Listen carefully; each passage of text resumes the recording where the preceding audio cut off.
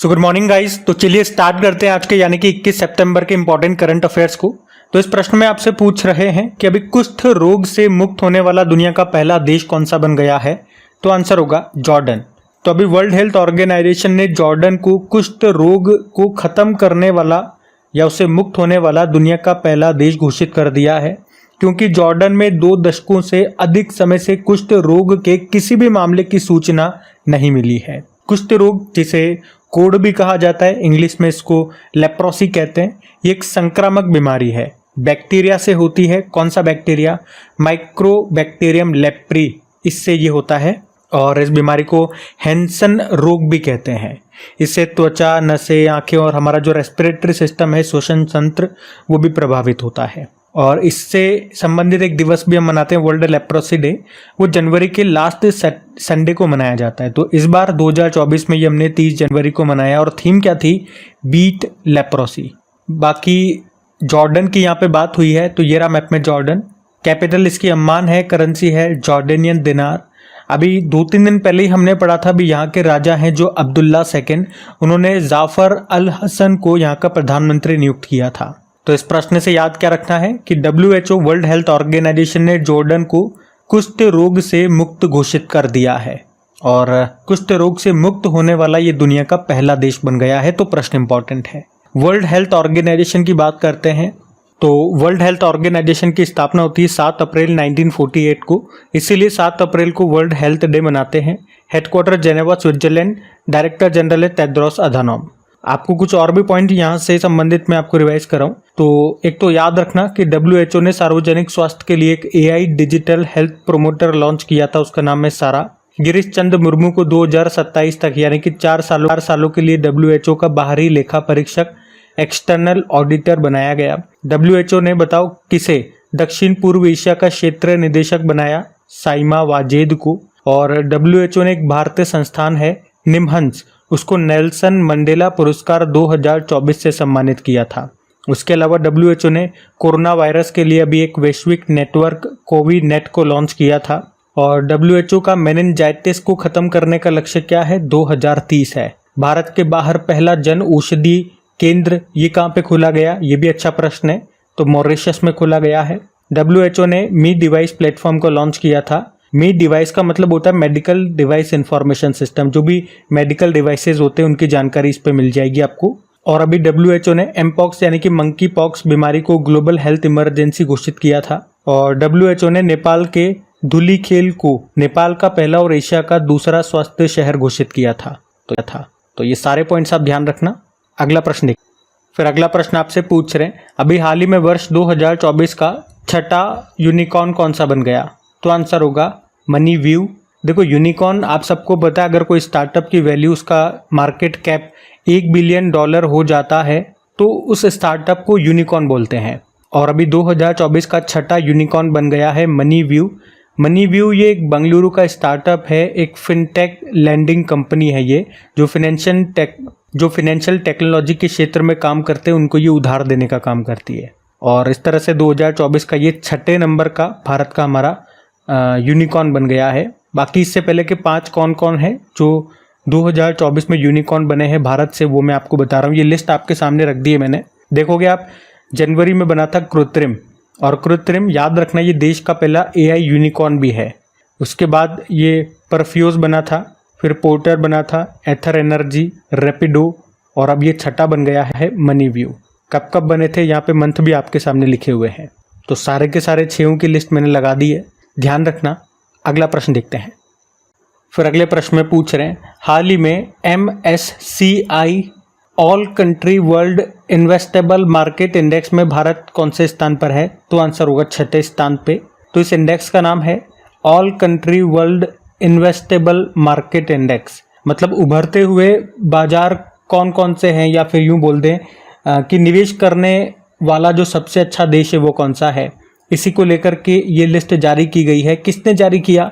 MSCI, मतलब Morgan Stanley capital international ने। तो इसमें पहले स्थान पे अमेरिका को रखा है, दूसरे पे जापान है, तीसरे पे इंग्लैंड, कनाडा, फ्रांस, और भारत इसमें 6ठे स्थान पर है, 7वें पे चाइना है। ये पूरी लिस्ट मैंने आपके सामने लगा दी है। मतलब आप कह सकते हो भारत उभरते हुए देशों में 6ठे स्थान पर है पूरे विश्व में इस इंडेक्स के अनुसार।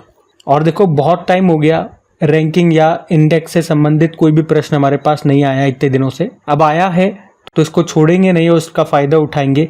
कैसा फ़ायदा कि 2024 के जितने भी अभी जनवरी से लेकर अभी तक सितंबर तक जितने भी इम्पोर्टेंट इंडेक्सेस हमने पढ़े हैं वो सारे मैं आपको रिवाइज कराऊंगा। और इन सभी इंडेक्स में हम देखेंगे भारत की रैंक क्या है और टॉप पे कौन सा देश है और किसने इनको जारी किया है।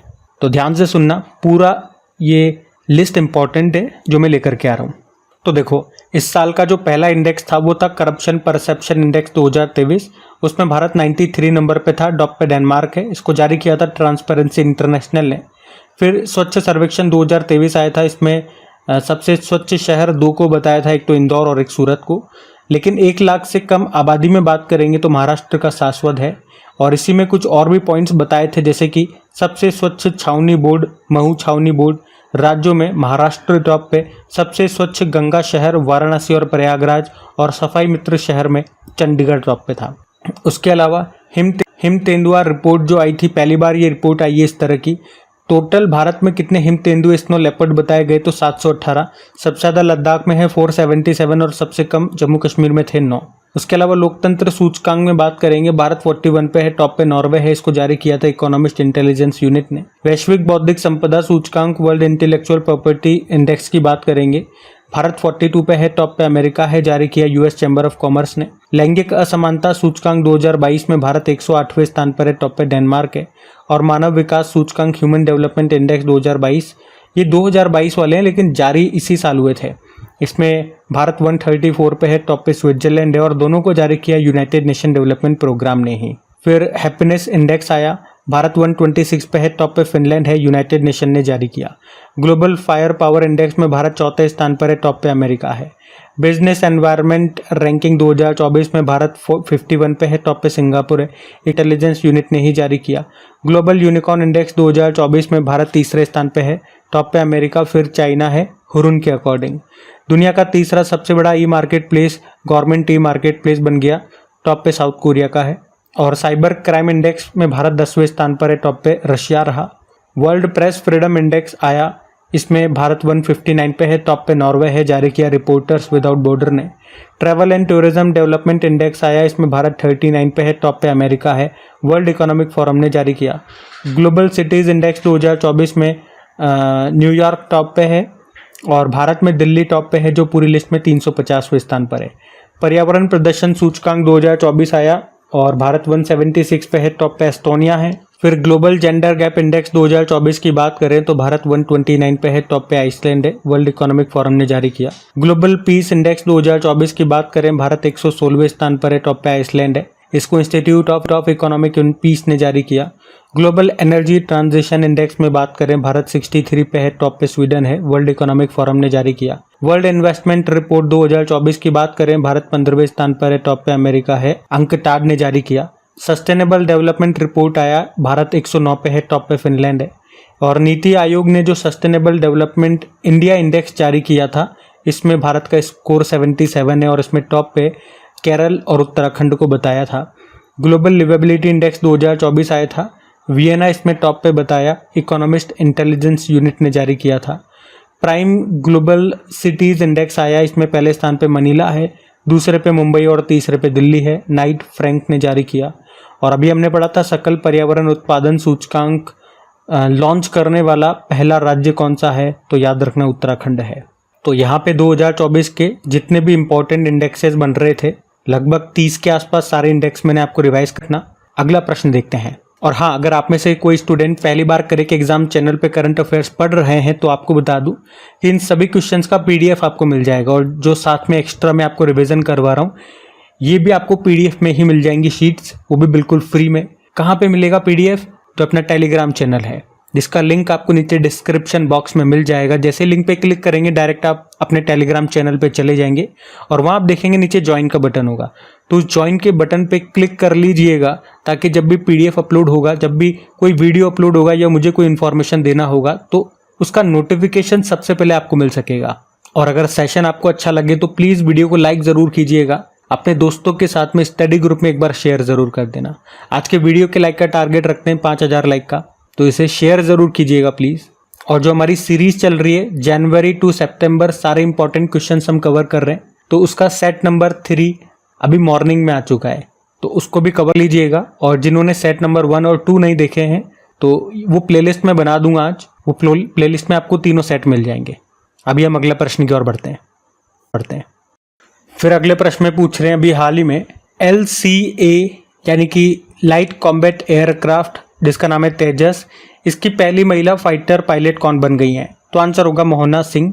तो याद रखेंगे भारतीय वायुसेना की स्क्वाड्रन लीडर है मोहना सिंह।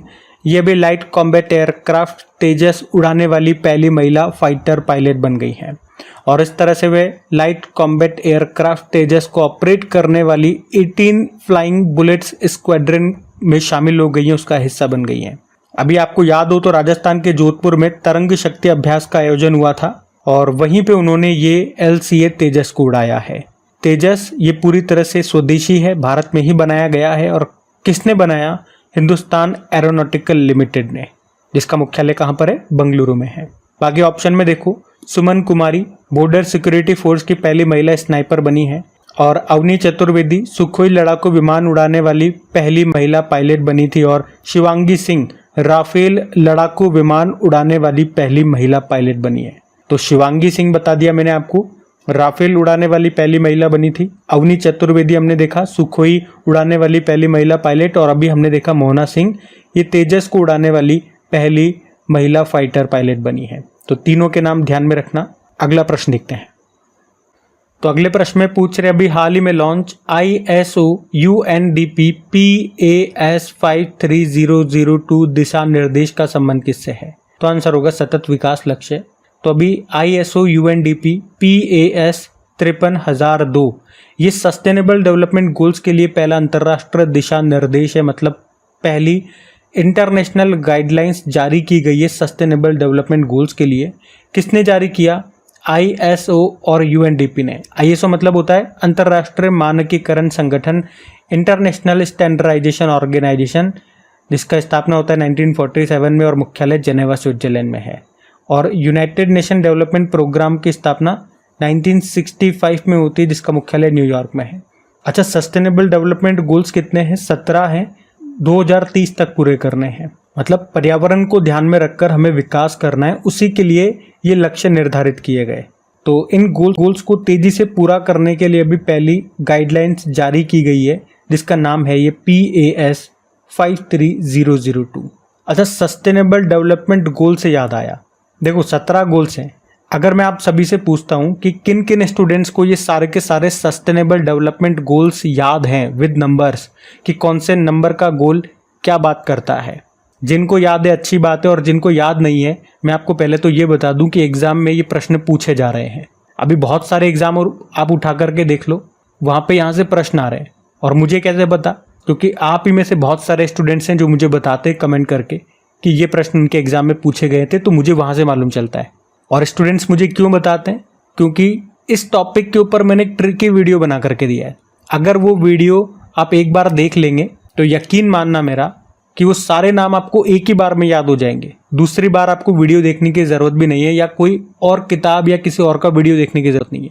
तो जिन जिन स्टूडेंट्स ने वो वीडियो अपना देखा है ट्रिकी वाला, और उनके एग्जाम में जब वो प्रश्न आया तो वो बड़े हैप्पी होकर के, खुश होकर के मैसेज करते हैं कि हमारे एग्जाम में ये प्रश्न आया और हमने फटाक से आंसर कर दिया, हमारा 1 मार्क्स पक्का हो गया।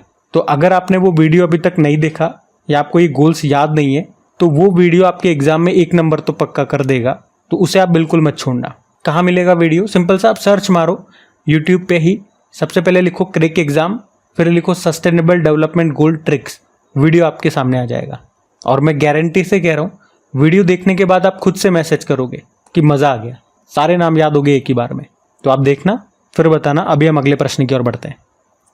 तो अगले प्रश्न में पूछ रहे हैं, अभी हाल ही में कैबिनेट ने किस समिति की सिफारिश पर एक राष्ट्र एक चुनाव पहल को मंजूरी दे दी है? तो आंसर होगा रामनाथ कोविंद। आपको याद जरूर होगा, ये मैं आपको पहले पढ़ा चुका हूँ, पिछले साल की बात है, 2 सितंबर 2023 की, जब हमारे पूर्व राष्ट्रपति रहे रामनाथ कोविंद की अध्यक्षता में एक कमेटी बनाई गई थी। किसके लिए? कि भारत में लोकसभा और विधानसभा के चुनाव एक साथ होने चाहिए कि नहीं, इसके लिए ये कमेटी बनाई गई थी।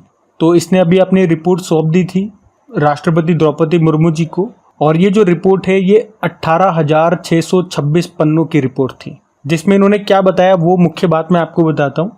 इन्होंने कहा कि जो चुनाव हैं वो 2 चरणों में 2 स्टेप में होने चाहिए। पहले चरण में तो लोकसभा और विधानसभा के चुनाव होने चाहिए, और दूसरे चरण में नगरीय निकायों के, यानी कि जो लोकल बॉडीज, जो ग्रामीण निकाय हैं जैसे पंचायती राज वगैरह, इनके चुनाव होने चाहिए, और दोनों के बीच का अंतर 100 दिन से ज़्यादा नहीं होना चाहिए। और अभी फाइनली इस रिपोर्ट को कैबिनेट ने मंजूरी दे दी है। अब इसे पार्लियामेंट में पेश किया जाएगा। अगर ये पार्लियामेंट से पारित हो जाता है तो फिर संशोधन होगा और कुछ आर्टिकल्स वगैरह में बदलाव होंगे। तो ये हम किसकी बात कर रहे हैं? एक राष्ट्र एक चुनाव पहल की। तो याद रखना किसकी कैबिनेट में समिति बनाई गई थी? पूर्व राष्ट्रपति रहे रामनाथ कोविंद की अध्यक्षता में। अच्छा, इसी तरह से कुछ और समितियां मैं आपको रिवाइज कराऊं। ये हमारे पूर्व कैबिनेट मिनिस्टर हैं राजीव गौबा जी, अभी तो टीवी सोमनाथन बन गए हैं, आपको पता है। तो देश में चिकित्सा पेशेवरों, जो मेडिकल प्रोफेशनल्स होते हैं, उनकी सुरक्षा पर गठित राष्ट्रीय task force, national task force का प्रमुख इन्हीं को बनाया गया, राजीव गौबा को। अभी पिछले महीने की बात है ये। अच्छा, ये प्रश्न काफ़ी बार पूछा गया है एग्जाम में कि MS स्वामीनाथन समिति का संबंध किससे है?